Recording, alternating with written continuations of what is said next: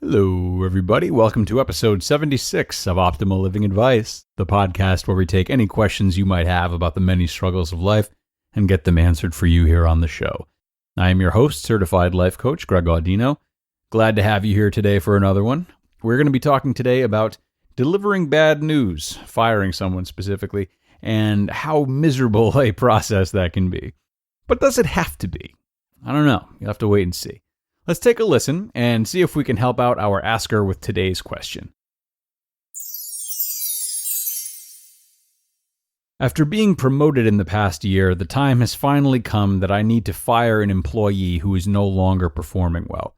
I'll call him Brent. I knew it was coming, and as I expected, it's the one part of my new position that I am not handling well. I know the script I need to stick to, and I don't know if there's much I can do to help Brent feel better. I also don't anticipate hearing back before I have to fire him, but in case I do you have any words of wisdom for those of us who have to give bad news? Okay, good question, tough question. Giving bad news is also something I have a hard time with as well, but I do have an answer for you nonetheless.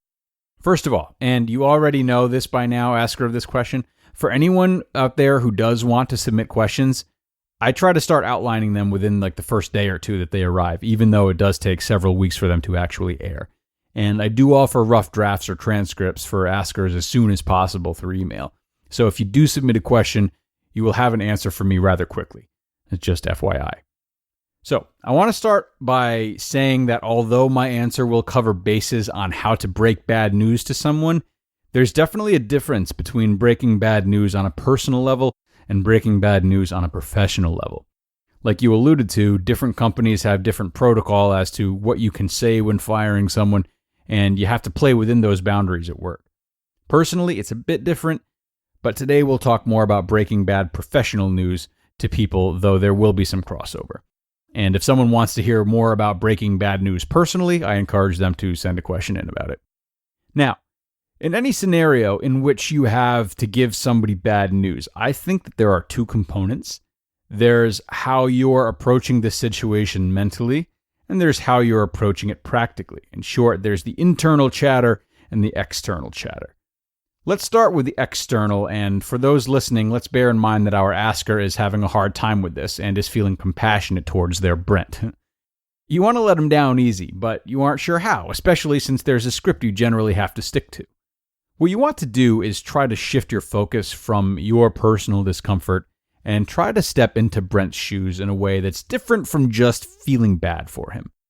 That requires you to think back on your interactions with Brent and what you know about his personality. Specifically, what you're trying to uncover is how Brent operates, and therefore how you feel he can receive bad news gracefully. There's no reason you can't tell him what you need to tell him through a presentation that's fitted to who he is. Okay? For example, if you know Brent to be a guy who finds value in holding people accountable and being upfront about shortcomings, look for opportunities outside of the script to be both respectful and direct with him about why he's being let go and how he can improve upon himself in his next job. You can also embody this message in your tone and demeanor as well by maintaining eye contact, good posture, and having confidence in your voice. Now, conversely, if you know Brent to be someone who is more gentle and reassuring with people, someone more in tune with sensitivity than productivity, look for opportunities to offer him that. This might mean reminding him of the things he did do well, the fact that the decision to let him go is purely business and not personal, and so on. Now, surely you can also embody this with a kinder voice and more smiling and what have you. So, now let's get back to you and talk about how you can maintain your composure internally and remember the right things when delivering this news.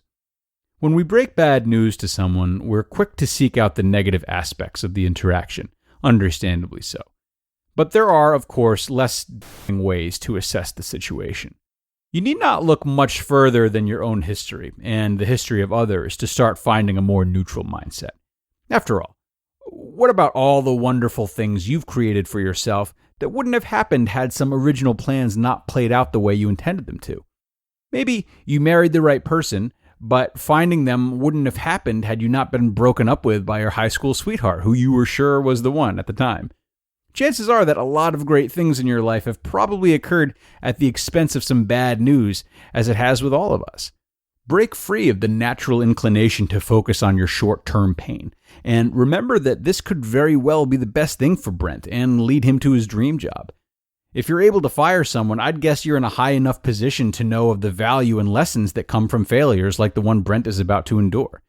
If you like him enough to feel bad about firing him, you can probably trust him to extract a learning experience from this, which you're providing him with, by the way, and bounce back to make the most of it.